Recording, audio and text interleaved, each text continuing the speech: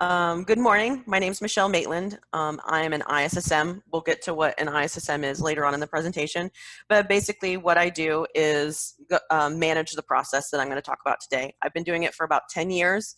And I've been helping government agencies as well as cleared contracting agencies. And there's different sets of rules that kind of govern both, but both use the underpinnings of the foundation of risk management framework. So what I'm going to talk to you about today is risk management framework, aka RMF, something everybody hates, but nobody really seems to know what it is. And how I built this presentation was for IT folks in mind that have no experience with risk management framework and won't be doing risk management framework duties in their day-to-day jobs, but they might be asked to assist in part of the process, like helping with inspections, to prepare for inspections, things like that, locating documentation. So this presentation focuses on some terminology that you're going to hear, and some background info and kind of the steps behind the lines that you may not see directly, but you may be indirectly involved in, and kind of where that comes from, so that way you can understand what people are asking of you and kind of have maybe a better understanding of what else they have to do in addition to kind of asking you for help with parts of the RMF process. So agenda is pretty simple. I'm going to give kind of a background overview of RMF, what the process is in general, and then we're going to walk through each of the 6 steps. There are 6 steps. There's kind of a 7th step that's in the middle that you do at all times, so that's not really a separate step. So how I built this presentation is that I'm going to use DoD terms because that's what I'm most familiar with, and more specifically the DoD, which houses NIPRNet and CIPRNet. So if you deal with RMF in your civilian careers for cleared contractors, that's a different set of rules. So this is all built to DoD terminology, rules, regulations, steps. So something to keep in mind. Okay, so the 6 steps are right here in the wheel. The little blue rectangles: categorize, select, implement, assess, authorize, and monitor. And the regulations for each of those steps are kind of in, the blue circle on the outside, and then also the green circle. So realistically, the compliance regulations governing RMF are what you see there. So that's about 10 different regulations. So it's not as many as kind of what you may see. This is kind of the vanilla ice cream in your RMF sundae, are just these regulations here. And so how this basically started is the government wanted to agree upon a universal standard on how they're going to protect information systems, aka computer networks, anything housing electronic networks, that kind of thing. So they worked with NIST, and then from there, what they did is they took NIST's framework, and each branch and agency customizes their compliance standards based on mission requirements. So, for example, DoD CIO is the overarching kind of controller of the DoD, which is NIPRNet, CIPRNet, DoD Information Network. And then, for example, the Air Force calls their weapons RMF compliance process Platform Information Technology Assessment and Authorization, aka PIT A&A. And so just keep in mind that that's the same exact RMF process, but the Air Force customize it to help secure weapon systems specifically. So the next slide I'm going to show you is the DoD. What they did for the DoD is they took this RMF process wheel on the right, and then they customized the RMF process. So the next slide I'm going to show you are all of the compliance requirements that you have to meet in order to be compliant on the DoD at large. Blam. So this is the reason why RMF can get complicated. You go from something like simple like this to something very complicated like this. So that's kind of how the RMF tends to mutate when it goes through the different processes of the different agencies as they write rules and regulations for everything. So keep that in mind. If you're ever dealing with somebody who has to do this full time, they have to deal with this kind of magnitude of information. So, you know, my personal kind of agenda in this presentation as well is, you know, just kind of work with them a little bit, because there's a lot of stuff that they got to do that they may not necessarily agree with, but they have to enforce. So these are all of the compliance requirements for the DODN, which is quite a lot. So this is a general kind of just bulleted list of the overview. So step one, you have to basically start your documentation, and you have to identify the type of information that's going to be stored on the system, or you know, what the system's mission statement is, or what the day-to-day operations are, because your protection requirements are going to be different depending on what type of data you're protecting and what kind of equipment you're running and in what type of environment you're in. Like, for example, if you have, you know, a CIPRNet terminal like in Ceader out in a desert somewhere, that's going to be a completely different set of processes and procedures than if you're, say, in a big NOC, you know, running weapon systems on their own proprietary operating systems. So that's RMF was built with the flexibility in mind to be able to protect both of those example scenarios identically. So step one is determining, basically getting the background information on your system and starting your documentation. So based on the type of information you're protecting and kind of the risks, external and internal to your system, there's what they call security controls, and those are essentially your requirements. You know, how to protect something. Like, for example, what type of, you know, password or authenticator you have, or, you know, what type of facility that you need, things like that. It does, so it's more than just protecting the network per se. It includes facility requirements, personnel requirements, and then, you know, obviously, ultimately, the data and information system requirements. So once you have your rules, those are your security controls, you're going to identify how you're going to document each of those rules. So the documentation for the security controls is, you know, for example, this is my rule. So I'm going to have dual factor authentication, and my passwords on my dual factor expire every 3 years. That would be a rule. So the next step is to complete your continuous monitoring strategy, and that's just verifying that you're still in compliance. So you say, well, my certs are going to expire every 3 years. Well, then you have a separate procedure of how do you verify that, you know, your certs haven't expired, that, you know, they're still when they're created, it's still the 3-year window. So it's verifying that you're matching your documentation essentially. And then you draft those things together. So steps 1 and 2 up until this point is all theoretical. It's, you know, what am I going to have, and then what are my rules going to be, and then how am I going to verify my rules? So step 3 is usually what most people see, and that's implementing typically the STIGs. So that's the fun part. That's you know, locking systems down. That's installing, you know, monitoring software and things like that. So that's all of step 3 is just straight up implementation. Step 4 is kind of the assessment process. Steps 3 and steps 4, depending on where you work, usually happen in tandem, especially if you're in a development environment before you move it up into production. You'll implement something, and then somebody will come behind you and test it and make sure that it works and that it doesn't break anything else. So that's step 4, is making sure everything works, making sure it doesn't break anything else. If it does break something, go back to step 3 and then change the implementation, update your documentation. So once everything is kind of validated and everything is implemented and you checked all your boxes, that's your completing your STIG checklist, for example, if you're implementing the STIGs. And then compliance and vulnerability scans, there are a lot of automated tools to check, you know, to make sure that your configurations are correct, and to make sure that your systems are patched, and to make sure that, you know, the devices on the network don't have additional vulnerabilities listed, like a vulnerable port open, things like that. So, and then sometimes, you know, there are certain things that absolutely can't be implemented. Like, for example, that example that I had in Ceader where you have a CIPRNet terminal and you're in the middle of a desert, you can't implement, hey, I have proper HVAC, things like that. So there are certain things that may not be able to be implemented, in which case you kind of help mitigate the risk to that as best as you can. Well, I can't do this, but I can do this instead. It's not perfect, but it's the best that I can do.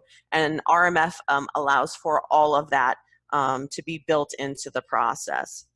So once you have your implementation documents, and then you have your list of items that can't be implemented, step 5 is all about documenting a plan to either implement things that aren't implemented yet. That's the plan of action and milestones, the POA&M there. And then what the POA&M is it's basically a project plan. It's I can implement these things. I can't implement them yet. I'm waiting on X, Y, and Z. Here's my timeline for how to get it completed and who's responsible for each step in the timeline. And then for things that you can't implement, then that's where your risk assessment report comes in. And then you take and you look at, okay, I can't implement this, what can I do instead? And then what is the residual risk left over with not implementing it 100%? And then you kind of weigh that and say, does that, am I able to accept that risk? Is that too high? And there are a lot of formulas and definitions of how you can do that. It's not just kind of like a gut feeling. There's a lot of kind of calculations and things that can help walk people through the process, so that way that they can help determine whether or not it's an acceptable risk level, regardless of kind of without bias, we'll say. And then at the end of step 5, with all of that, I don't have this stuff implemented, I have all of this risk, what they call the authorizing official, the AO, will come in and review all of that and say, okay, you showed me this data, I agree with your assessment, you're accredited, your system's fine, or no, I understand what you're saying, but I'm still not comfortable with this level of risk. So then you would go back and you would start to rework the steps based on the AO's recommendations. And then step 6 is all monitoring. It's just verifying what you said you were going to do, making sure your documentation is current, making sure that your implementation is accurate, and making sure that you're checking everything that you said that you were going to check for as frequently or as infrequently as you said that you were going to check it. So, and then I have a note at the bottom, approval of each step. It's typically required before progressing to the next step. So this can take a long time. It can take years to get like something like a large system up and running. So this isn't, while this can be a complicated set of events, it can also be a lengthy set of events depending on how large the project is. So step 1, categorize the system. So that talks about, what the data is that's going to live on the system, and what the system architecture and stuff like that is going to look like, and what your devices actually are. So these are kind of the roles and responsibilities from the top down of all the big main players with regarding RMF. So like I said, the AO, the authorizing official, that's the person at the end that comes in that gives the ultimate thumbs up or thumbs down to approve the system. The information owner is typically the person that in kind of more military terms would be the person that ultimately decides this is my data. Like in the world that I live in, is a much smaller scale. It's usually the person that says these are the type of things that are classified, and this is the level in which it's classified. So they're the people ultimately responsible for protecting the data. So they're the ones that are going to make decisions based on the data and based on the mission itself. Information system owner, that's the person that's ultimately in charge of the information system, the computer network, for example. So that's the person that is the overarching kind of project leader that makes the ultimate decisions of how we're going to design the system, who's going to be working on the system, how many people we need for the system, that kind of thing.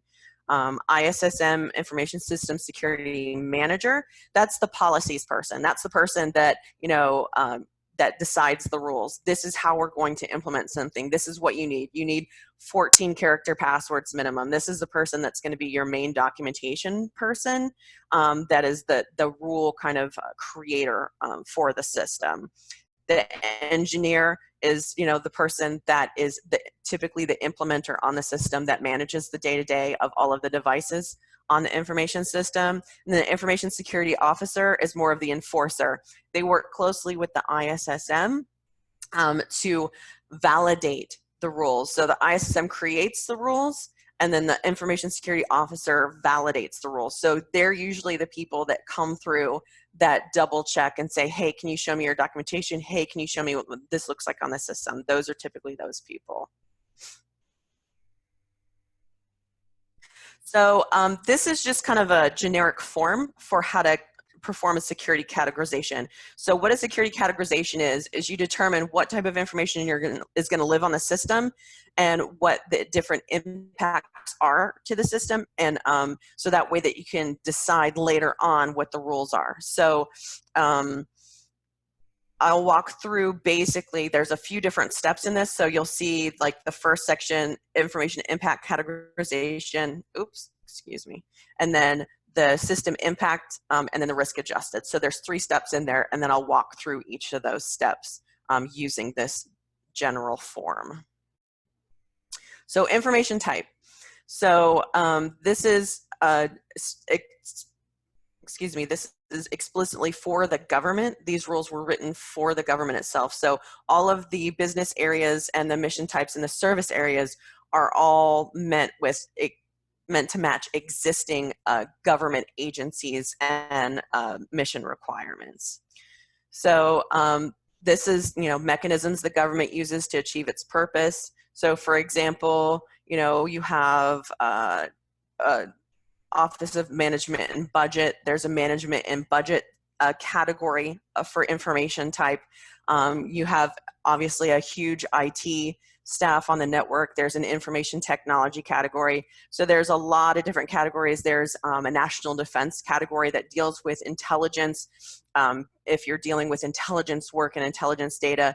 So all of these information types are specific to government functions.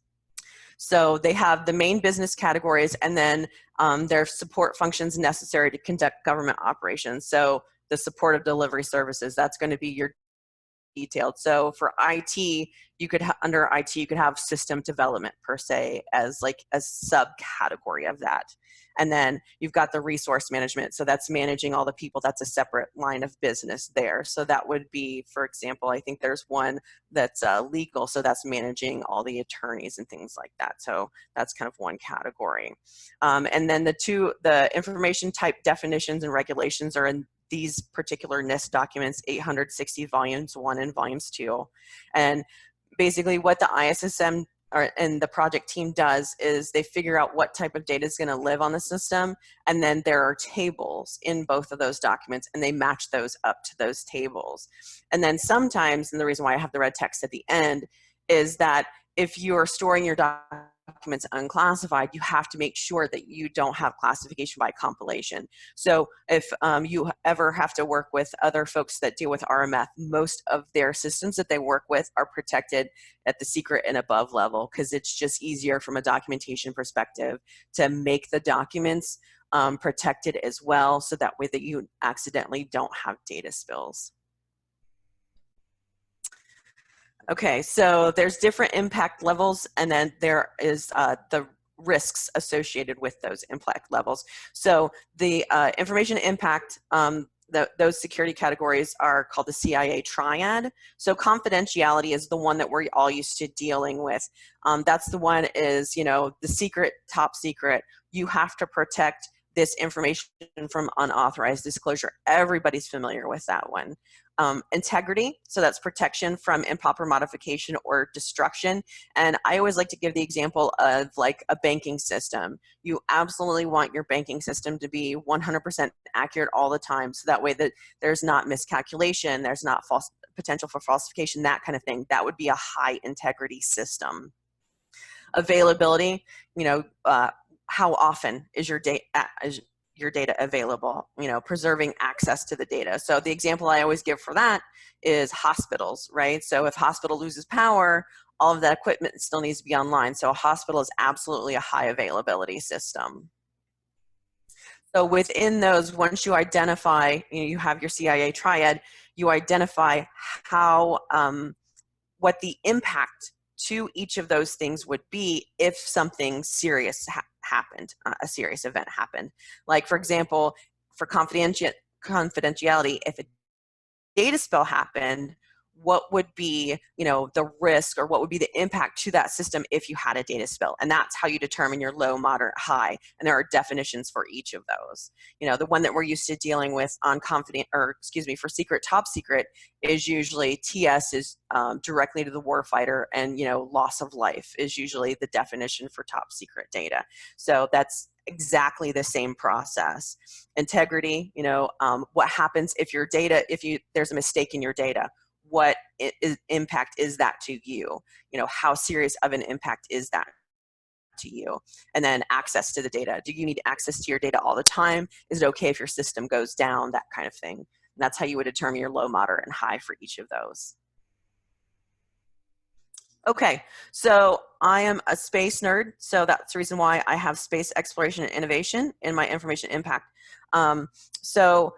The first row, so I decided in my imaginary system, I'm going to have space exploration and innovation, and in the table, in that document, the NIST, whatever, blah, blah, blah, that's automatically marked as a moderate, low, low. And then in the authority, usually there's some kind of contract number or something like that. The ISSM has to justify, how did you come to this decision? There's a lot of justification in RMF. And then, so then I have an example of research and development. So for example, research and development, the ISSM notices, oh, okay, I noticed in our mission statement that, once the tests are run in research and development, the data can't be modified afterwards. So that, in my fake example, I made that a moderate, moderate, low. And that's kind of how some of those decisions behind the scenes get made. So your final is your highest of all of them, each of the columns. So you've got a moderate in the confidentiality, so that's an automatic moderate. You've got a low and a moderate in your integrity, so that's a moderate. And then both of your availabilities are low, so it's a moderate, moderate, low. So that's kind of how you do the math on that. So that's steps 1 and steps 2 of this assessing the security impact. The last one is risk adjusted. So that's the one where, you say, okay, I'm in theater and I can't do X, Y, and Z, there's this increased risk. So there might be some external or internal factor where right off the bat that your system's going to be vulnerable to, in which case you may need to, increase or elevate the impact to confidentiality, integrity, or availability, whichever it makes sense for your system. So that's kind of how that comes about. So for this fake example, the final CIA triad is a moderate, moderate, low system. So once we have our moderate, moderate, low system, then we would look at and select the rules. So select the controls. So templates are standard practice. Each branch agency has its own template or system for determining, what the rules are. So in DoD's case, they have the RMF Knowledge Service. And so there is a Security Controls Explorer on there. You would click moderate, moderate, low, and it would spit all of your rules out. There are additional checkboxes you can check in there, like if my data is classified, or if my data has privacy information rules. So like, for example, if you're dealing with like PII or PHI, so PII is personally identifiable information. It's like people's social security numbers, things like that. OPM breach comes to mind. That was a huge loss of PII. PHI is personal health information, so that's going to be your medical records, things like that. And those have additional rules and requirements above and beyond just RMF, because those are regulated by, for example, PHI, Health and Human Services Department. So, excuse me. So there's typically 2 different types of controls, common and system specific. So the branch or agency has all of their templates, and they'll say, okay, here's our system. Here's all of the stuff that, we get from kind of, our father agencies. Say that you're kind of like a small sub-agency in the DoD, and you inherit your rules from kind of your, a higher up agency, excuse me. And you're going to say, okay, these are my inherited controls. These are the things that are given to me that I know that I can't change. Okay, so there's a lot of definitions that kind of talk about how, what the state of the controls are, and so we're going to walk through those. So in this little box here, this is my general kind of form of, these are the different kinds of terminology and that are used to govern each rule or security control.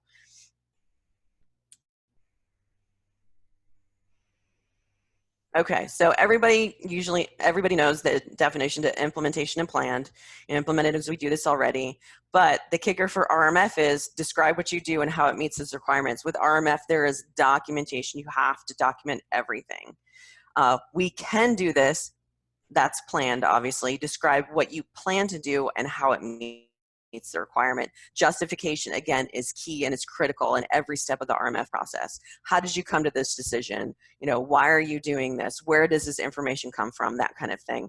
And then if you something you can't implement, then you have to thoroughly list, oh, I can't do this, but I'm doing this instead. Or I can't do this, but my risk is low because, you know, I'm, you know, it really doesn't matter to the type of data that I have. Like, for example, you know, I have this one, you know, unit that I have to power up like once a month and just make sure that, you know, the ComSec card works, and then I turn it off. So then I don't need to have like all of these huge extra requirements because it's just something that you check once a month. It's only, you know, it's a very special purpose system, that kind of thing. So it is okay sometimes to not implement something. It just really depends on what the system is and the specificity of it.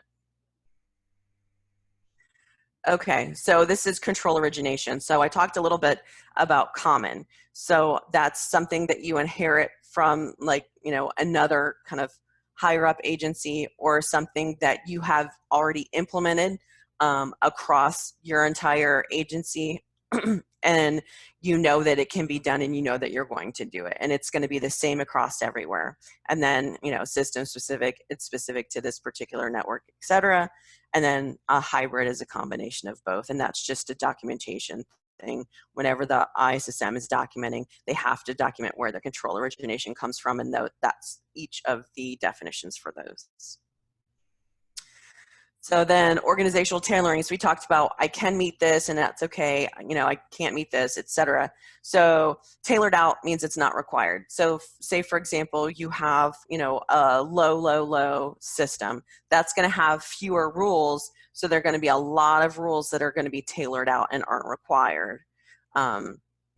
Like tailored in. So that's one that's pretty common. So if you have a system that you know that you have this high risk that you know that you can't meet, maybe you have these additional requirements that you need to add in order to kind of mitigate that risk to the system. So that's what tailored in is, an additional rule to meet a risk that you already know and identified. So modified doesn't really get used a lot. It's usually like specific to kind of test equipment or very kind of specific equipment. This equipment can only do A, B, and C. Like, for example, this equipment doesn't have an operating system on it, or, you know, those kinds of things. So if it can't do something, but it can only do a minor kind of small amount of things, that's usually when modified is used.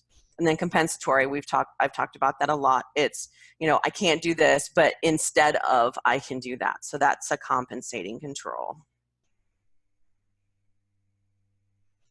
Okay, so continuous monitoring. A lot of people get hung up on this, and it's not continuous.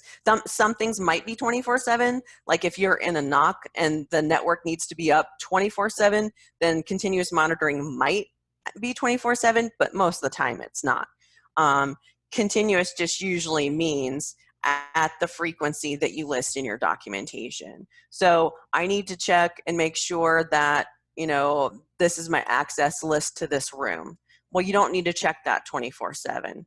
You know, I've decided based on the number of people that move in and out of that space and the number of people we add, say we only add people every 6 months. Well, I'm going to check that every 6 months to make sure that list is accurate, that kind of thing. So continuous monitoring, some things occur more frequently, some things occur less frequently, just depending on what makes sense based based on how often something changes or how important it is to make sure that it is accurate all the time. Okay, so step 3 is the fun part, implement the controls.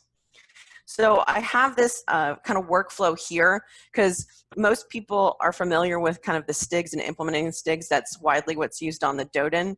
But like as an outsider coming into this, I had no idea like what a STIG was, you know, where it was in the process, that kind of thing. So this process wheel is kind of my version of letting you know kind of how the STIGs eventually become what they are. So the president issues an executive order. Like the example I'll use in kind of this process wheel is 2009, I believe, President Obama signed executive order saying, hey, government agencies, you need to come up with a program for universally marking and handling unclassified information.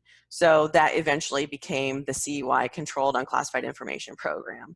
And then so after that, DoD issues instruction to establish a program. So they take, you know, the president's executive order, which is usually very, very general. And they say, how does this apply to the DoD? What do we need to do to figure this out? So the instruction usually has a bunch of roles and responsibilities. Who's responsible for what? Who's gonna, you know, start planning this? Who's the ultimate decision maker? Like that kind of thing. So that's usually what's in the instruction. And then Cybercom takes that instruction and says, okay, all these people are responsible, all these people are making the decisions, we're going to take that and we're going to say, okay, you know, these are what our rules are going to be. So DoD comes out and says, hey, you need to have complex passwords, or you need to use, you know, dual authentication. And then Cybercom says, okay, you know, for our authentication, we're going to come up with a common access card, and we're going to use PKI and CA certs and that kind of thing. So they come up with that, and that's usually in like the form of warn orders, op words, fragos, and task orders, and then those get issued out. And then DISA specifically in charge of the DODIN, NIPRNet and CIPRNet says, okay, you know, what are the buttons we need to click in order to make that happen? So Cybercom says common access card, DoD, you know, CA certificates. DISA says, okay, here are the steps to adding a CA cert onto Windows Server 2016. So that's what the STIGs eventually become, and that's the reason why they're specific to operating systems. And SRG is when they don't, it's vendor agnostic. So for example, it would be more general, like you have to have a DoD CA cert installed on your system, but then their Server 2016 actually walks you through the process on how to do that. So, and then finally, a CCORI is DISA coming in, and that's their inspection program on their verification, how they verify that the compliance is met. And so that is the compliance lifecycle of the DODIN.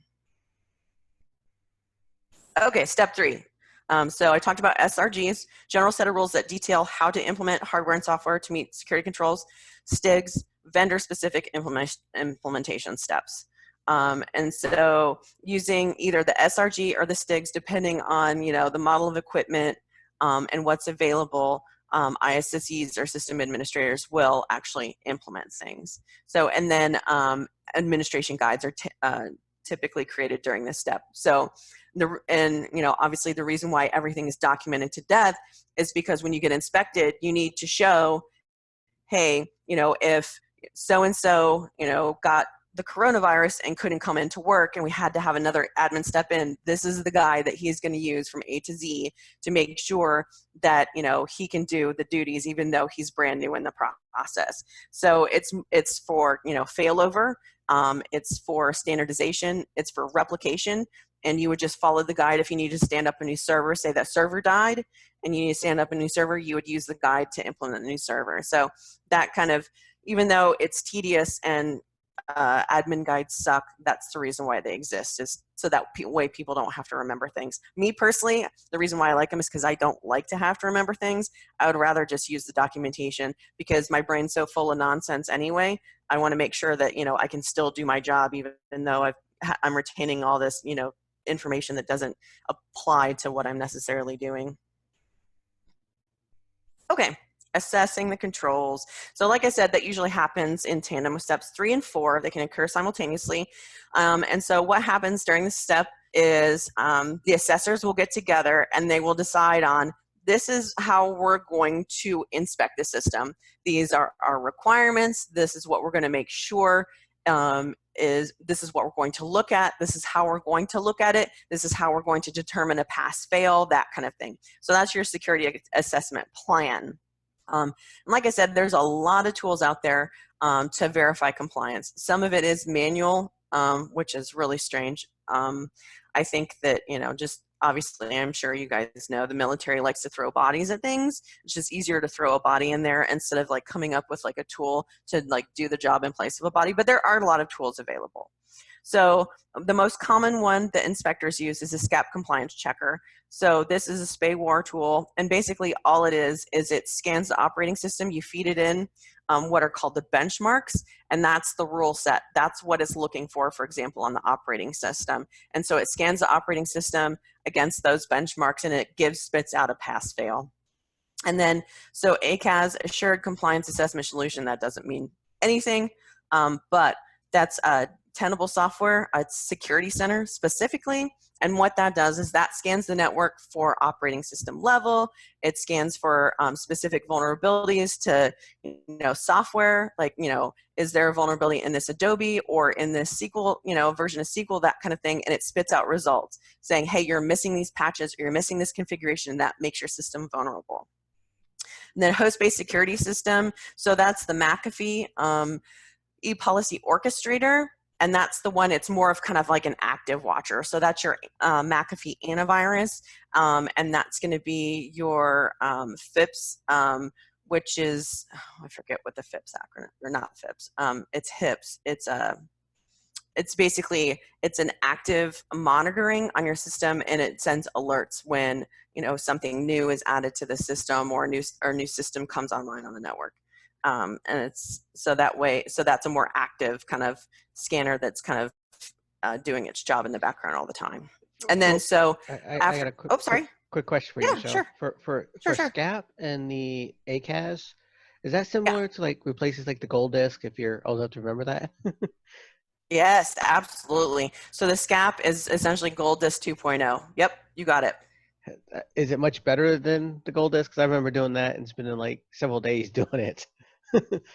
Oh yeah, it's so there's different versions for different operating systems. I've used the Windows version, and I've used the RHEL version, the Red Hat Enterprise for Linux. So the Windows version is actually really nice. They take a lot advantage of a lot of PowerShell commands, and they can basically check most of the STIGs automatically through SCAP. So the Windows SCAP tool is pretty powerful, but that's because they're utilizing PowerShell, which is really powerful within Windows. And then the RHEL scanning tool, it's super quick. I mean, you know, Linux is pretty bare bones anyway. So, and it's really easy to check to make sure that, you know, a particular word or phrase is in a particular file. So both of those are pretty helpful. What, where it doesn't necessarily isn't as helpful as it could be is they don't automate everything that they might I think should be able to, because the benchmarks, like I said, are the rules, and since they're not monitoring for everything, the people that actually write the DISISTIC benchmarks are not programmers. They're people that kind of have to fumble their way through it, so there might be false positives, or there might be something that they just can't figure out, and so those don't get included, and so that's pretty common. So false positives can be common, depending on which benchmark you're using and which kind of STIG writer wrote it. And then sometimes they don't include everything. It's like everything else in IT. Trust but verify. Know. Give her a trusted source, but don't assume it's 100% correct. That's right. Always, always, always. That is the very definition of my job, trust but verify. Any other questions? No. Okay. All right. So we talked about the security assessment report. So that is the final results. These are all your pass fails. These are all your action items, what you need to do to fix stuff, that kind of thing. Okay, step 5, authorize the system. So you've got your results from the SAR in the last step. And so what the plan of action and milestones, like I said in the beginning, that's just like a big project plan and establishes roles, responsibilities, and timelines to correct all of the vulnerabilities or the failures that are documented in the SAR. And then for vulnerabilities that can't be implemented, then you figure out, okay, is this a high risk to my system? Is this a low risk to my system? That kind of thing. So you're always assessing risk for things that you can't change. And then, like I said, there's a whole bunch of calculations and processes and sheets and that people have in spreadsheets to help make those determinations. And then most RMF security, So most RMF security programs use scoring methodology to make final risk, blah, blah, blah. So yeah, so my life is spreadsheets and pivot tables and, calculations and all that kind of thing, because I like to do all of that stuff automatically instead of manually. And then the risk assessment report. So those are the things that you absolutely can't implement. And so that's usually external and internal risk to the system. And it doesn't necessarily have to be risk, computer related risks. It could be personnel related risks, like, could be accidental, personnel related risks. It could be adversarial, insider threat, because that's the whole big thing that the government's worried about right now is insider threat. It could be environmental, are we in an area, are we in a war zone? Are we on a fault line? Are we in Tornado Alley? That kind of thing. So that all of that risk needs to be added into the process. And then structural risk, like, does your transformer blow outside, your building all the time? Things like that. Or, is your building prone to flooding? That kind of thing. So all of those types of things are rolled up into the actual risk assessment report to not only so people can identify and understand these are the risks to the system, because sometimes if you don't think through that process, you might not necessarily know, because then there could be something that you can correct as well. So when you go through this process, you identify the risk. Oh, I didn't realize that was a risk. Okay, well, let's go back and let's change this to make that risk lower. So there's a lot of lessons learned that comes out of the risk assessment report as well. Okay, and then the last step, that's the easiest one. So that's just follow the rules that you created. There's a lot of tools to help verify and validate that, like I already talked about. And so documentation too. So your documentation is always going to change. People are going to learn like new tricks of the trade to increase efficiency. There's going to be new, functionality to software that comes out that might make your job easier, that kind of thing. So that actually ends up being a benefit, and you always want to update your documentation to include those little shortcuts as well. I think that's it. I have to actually unmute myself. Yeah, that was an interesting look. Like I said in the beginning, they went over the risk or the risk management. Well, okay, let me step back. They didn't actually go over the risk management framework, but they suggested we use it. But when you don't know what you're doing, it makes it really hard. I mean, you take in, something like NIST 853, and they say, "Oh, use that for your controls," and you're like, "Which controls am I supposed to implement?" Just pick whatever ones you want. And it's like, well, that's not the way it should work. It doesn't work that way in the real life. Definitely not. Definitely not. And none of that documentation is in plain English either. So it's, even though they're giving you a rule, like, well, what does that rule actually mean? What is that telling me? How does that apply to my environment? How does that apply to my system? Like, there's never any how. It's just thou shalt do this. It's not, it doesn't really translate well to, like I said, practically. Do you happen to have like a dummy document that you can provide for people who may be wondering what it kind of looks like? What kind of what document? Like the whole thing? Well, I don't know. I mean, Yes, the whole thing. I don't know. The whole things are typically like hundreds and hundreds of pages, so I don't think you want that. No, probably not. But some like, I don't know. I'm trying to think of something that would help someone who Sure. even if it's just like a few pages of this is what it looks like, this is how you should look at it. Because as myself included, I'm never, as I pointed out, I've never seen a risk assessment. Like people do them, and it's like that's great, Okay. but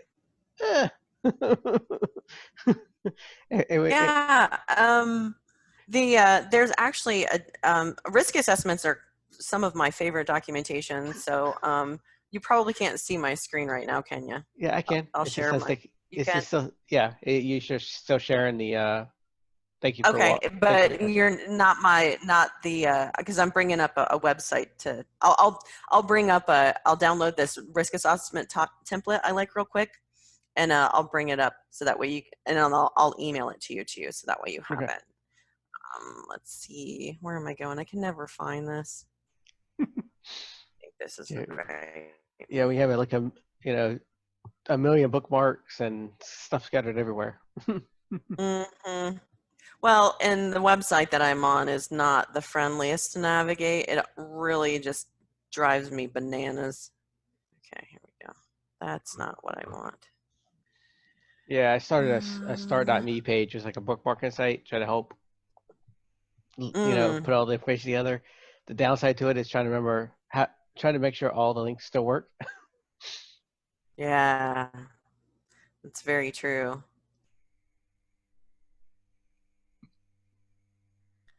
Oh, I'm getting there. I'm getting closer. I'm getting closer. Okay. I found it. Okay. So, like I said, I'll email this to you as well. Let me bring up the. Yeah, I think you might be sharing just the app, just a window, not the Yeah. whole screen. So So you I'm might have gonna to. do a new share. Mm-hmm. We're gonna share that. There we go. So you can probably see that now, right? Risk Yep. assessment report. Yep. Okay. So this one is actually pretty good, and I'm kind of a fan of because it's really simple, and I think it breaks down the steps pretty well. So in typical documentation, there's always a record of changes. Who changed it, when did you change, what did you change, like that kind of thing. So first thing with the system description, or with the risk assessment report, excuse me, is a system description. So this is going to describe, what your type of system you have, the classification level, and then, the ultimate risk categorization. So we walked through that. That was step one. And so the document that I'm using is for cleared contractors. What cleared contractors have to do is they do the risk assessment right after they decide what the system categorization is. And typically the military does it at the end after they implement everything. What is my leftover risk? So that's the main difference. So anyway, so this here is you're using your system categorization throughout this document as well. So, and then there's, background, blah, blah, blah. Who is who? There's always roles and responsibilities and nonsense in these documents. The scope, there's always a scope. This is, what it covers. This is its intention. This is its intended audience, that kind of thing. That's always in the documentation. Purpose, why are we doing this? Like I said, justification is huge. So risk assessment approach. All of these tables are in this document here, so this is just a straight copy paste. So threat sources. So these are the ones that I was talking about. Adversarial, that's individual, group, organization, terrorist organization, political organization, nation state, all that kind of thing. And then this is actually typo. This is supposed to be non-adversarial. This is accidental. This is, what does a user do? Oh, crap, I deleted this folder, that kind of thing. Privileged, user do, that kind of thing. These are all accidental threat sources, but they're still threat sources because everybody makes mistakes. And then structural. So this is what I talked about: temperature, humidity, power supply, all that kind of thing. It's failures of equipment. Do I have failures of equipment in my building? Does my HVAC go out? Does my power supply go out? What do I do? How often does that happen? Do I have a backup generator? That kind of thing. So that's your structural threat sources. And then environmental, that's your act of God stuff. And there's two different ways you can do it. You can do qualitative, you can do quantitative. I always do qualitative. in the larger networks where it's more mission critical, like, you know, how critical it is to protect this data, or how critical it is to have the system operational, then they'll get into the numbers and the nitty gritty of it. But all the systems that I deal with are not as critical. So I always use qualitative just because it's easier. And then here's all of the definitions for each of those. I mean, to me, the qualitative, most you would resonate more with that than giving them like a numbered score. I guess Yeah. if you But were like so maybe a C typically, suit or something like that, maybe. But usually the quantitative, the reason why they do that is so that way that it's agnostic. It's, you know, can't be biased. So the numbers are what they are, and then the number will usually have a range. So this range is 96 to 100 is very high. 80 to 95 is high, like that kind of thing. So when the system is super critical, they'll have like a spreadsheet or something that calculates all of this for them.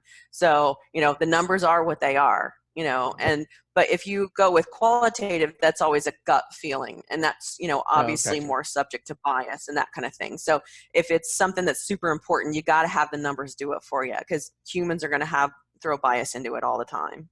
I mean, could you do the quantitative and then actually use them together? Kind of like, you know, for some people they might not care about the number, but then others might. I mean, I don't know. I'm just. So usually on the scoring sheets, they'll usually have like, hey, this is the number 96, aka very high, Oh, like okay, that gotcha. kind of thing. It Yeah, always together. translates ultimately to a qualitative value, but running the numbers helps like calculate the end result. But the end result is always one of these dudes Oh, here. okay. Okay, so there's two different, you know, definitions. Adversarial, this is the definitions of that: almost certain, highly unlikely, somewhat likely. And then non-adversarial, how often does this happen? This is the one that's usually easiest to understand for people. Like, hey, we had this thing happen one time, or hey, we have this thing happen once a year, like that kind of thing. So those types of numbers, getting into those types of memories are very easy to trigger, and then that helps get the assessment scale for these types of things. So this guy's usually pretty easy. And then impact. So no matter the likelihood, say something happened, something completely unlikely, you're like very low, it would never ever occur, aka coronavirus happened. What is the impact of that in the event that unlikely or likely thing happened? And so that's usually, these you'll see all the time too, especially with regards to like TS and secret classifications, you know, catastrophic loss of life, that kind of thing. That's usually TS. That's the same definition here, and that's very high. So these are pretty familiar to people just based on what they've seen of the definition of security classifications. So that's impact there. And then let's see. So this is the ultimate level of risk here, but we're going to skip this table because you'll see the calculations in the end. So this is typically what I do, right? So we've got our likelihood here and our level of impact, and then you've got your answer.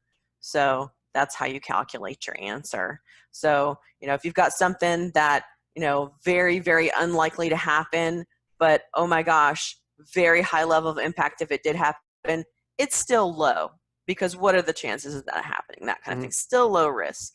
So that's kind of how that dude's calculated there.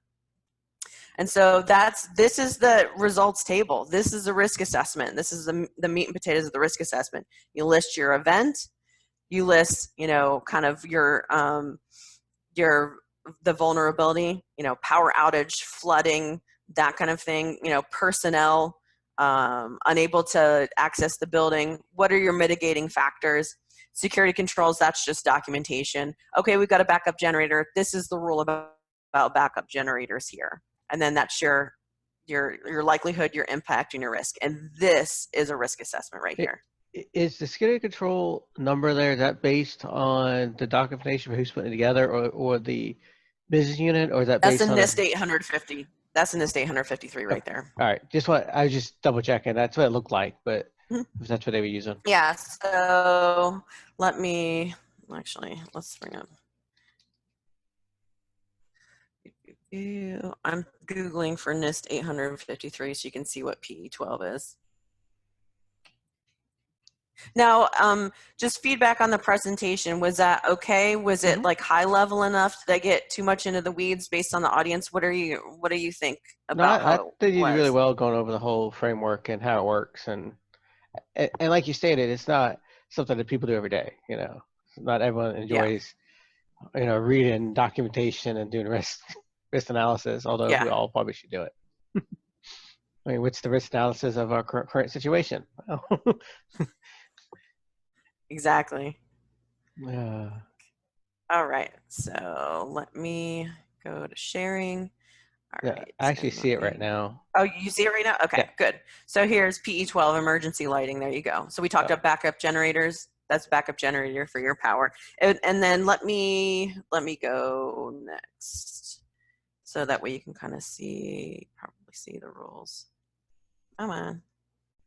Come on. We don't care. We don't care. Let me get to the rule. yeah, and more tables. Here we go. This is emergency lighting here. So the control, this is the rule. Employs and maintains automatic emergency lighting for the information system that activates in the event of a power outage or disruption, blah, blah, blah. And then supplemental guidance is usually a little more specific and usually includes examples. So I like that they have the supplemental guidance because this is usually tends to be the more plain English, which is actually nice. So Yeah, I actually find that's kind that of how that maps. when I was doing that in my degree, because I don't do it in my job, but this 800-3 was a really good, at least starting point for controls, or if you just had no clue what you were doing or didn't know where to go, it was Well, just if you don't have any clue what you're doing, this is actually way too specific because this is specific to the government. If you don't know what you're doing, the NIST cybersecurity framework is actually the best one. I don't know if that was around when I was doing because I think that's recent or somewhat recent. Yeah, it's been out a few years. This is actually a really good document because I don't have no governing agency is telling me how to protect my data. I'm just a small business that doesn't know what I'm doing. Mm-hmm. These are the rules. So this is the best one. Where's the actual document?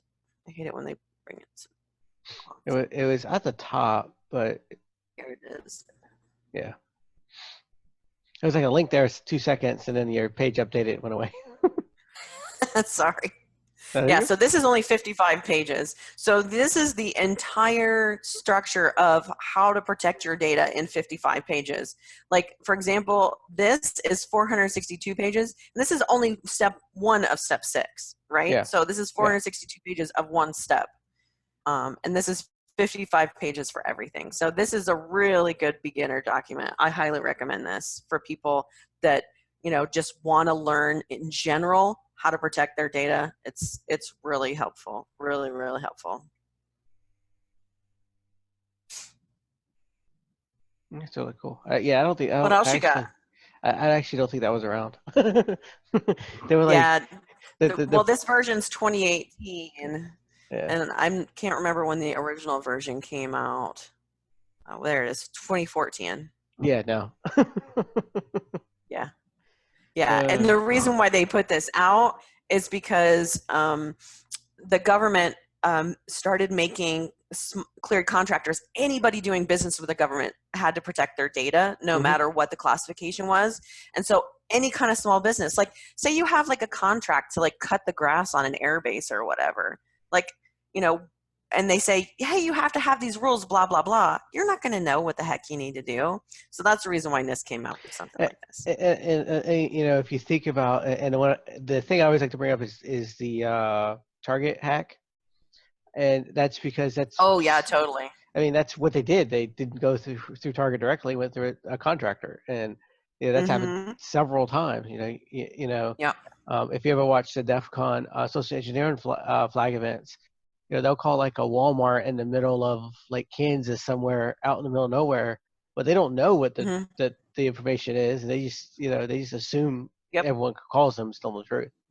That happened recently with it was a small supplier to both Lockheed Martin and Raytheon. This small business was explicitly targeted by hackers, and they stole Lockheed Martin and Raytheon info from that poor business. It's really sad, but yeah. So, but I mean, with all of the information available, especially with like the OPM hack, right? So China has all of our information and all of our relatives' information that we put on our SF-86. Combine that with the Equifax breach. Now they can cross-reference who has a clearance, who's in financial trouble. Then they can explicitly target people for either blackmail or espionage. And so with all of that information being leaked, like the hackers are getting more and more sophisticated of who they can target. Who do we know, is vulnerable? And it seems like it's getting easier and easier for them to do that. Well, a lot of that has to do with all the data being situated online or connected online. It reminds me of the. I think so, absolutely. There was a thing on election security for the voting booths or voting machines, and they're talking to somebody. I think it was in Georgia or North Carolina or something like that. They're like, "Oh no, they never touched the internet. You can't get into them." And in the same freaking sentence, they're like, "Oh yeah, but we there's a dial-up modem that calls back once a day to drop off the votes." I remember that. And you're thinking, wait a second, but that's a connection. That's all you need. So. Yep, exactly. Like once that connection is made, like that's it. You're done. You reminds you of watching War Games as the War Dolls at the beginning of the movie. Yeah, totally. Or like he pulls open the drawer and the woman has like her passwords like written on a Post-it like on the underside of her desk. Like just like some really simple techniques that are still used today exists in that movie. Yeah, it's speaking about risk assessment, we were watching Star Wars: A New Hope, and we were going through it. I kept pointing out all the security flaws. Because there's just so many. That's no fun. There's just so many things you're watching going, wow, there are just so many things that is wrong with this. Well, not to mention the fact that stormtroopers can't hit anything too. So once you get in, you're not going to die, even if they are shooting at you. well, as pointed out in the very first scene, they do hit stuff, but after that, it's all bets are off. But like nobody sees them really hit stuff. Well, there's a couple people. There's a couple people in the Tantive. Well, when a couple stunt guys, aren't there a couple stunt guys that jump around? Yeah. No, when Darth Vader first comes on, that first set of Super Troopers comes on, they take all the people protecting the door. That's about all they kill. Yeah. Then everything else is like. You're right. They can't hit anything else in the rest of the movies. You're right. There's more than I give them credit for. That is true. Yeah, that's interesting. It's like watching Star Trek, and there's actually every person that died in Star Trek was a red shirt, like for whatever reason, except for one guy in the very first episode. What color shirt was he? Because I don't remember the first one. Yeah, he was blue or something. Was he a gold shirt? No, he wasn't. Is that when they had like, because like wasn't it like originally like I thought like in the first episodes like the security was the gold shirt and then they changed it to red shirt or something? No, I don't think they did that. I don't. That's not true. Okay. Yeah, but okay. It just happened that every time after that it was always a red shirt. Yeah. But yeah. Well, because that was security, and security puts their life on the line, so they're gonna die first. That's the reason why. And we follow the risk framework, and maybe we won't have to die anymore. But anyway, thank you for the talk. And sure thing. It's great information. Sure thing. The follow up from sorry you missed the rest of the conference or anything else. Hopefully we'll have the videos up soon. We'll see. Okay. Yeah, and like I said, so I'll send you the link with that risk assessment report that I showed you, so that way that you can have like a sample document to show people. There are a lot of risk assessment reports online. You would be surprised what the government has online and accessing. So like I did this yesterday, risk assessment report template. And there's a really good one from DOE that's completely filled out. Here it is. Oh, no, it's not filled out. I lied. But this is a really good one, too. And this is a completely different one. But it still looks the same, right? You've got your title. You've got your revision history. You've got your summary. All of them are pretty much the same. So. Different format, but purpose, same scope. information. Yeah. Yeah, all of them pretty much look identical. There's my approach. You know, this one's just longer. This one's 32 pages instead of the one that I showed you, which This is was, I don't 7, remember how many I pages that think. was, 7. Yeah. So that's the reason why, another reason why I like this as like a good example document, because it's short enough to where people are kind of, their eyes won't glaze over reading 32 pages of, sample info. Yeah. I'll have to go probably take a look at it. But I'll Revisit. send you the link to this. Yeah, no problem. And then I'll hide in the Discord too. So if people ask questions or whatever, I'll be available to answer. Yeah, if you have any questions or anything else you need from me, Discord is probably a good thing, or Twitter. Okay. Okay. And thank you very much. And Yeah, sure. I guess Like I said, I'm sorry I missed it, but thanks so much for, rescheduling just for me. I really appreciate it.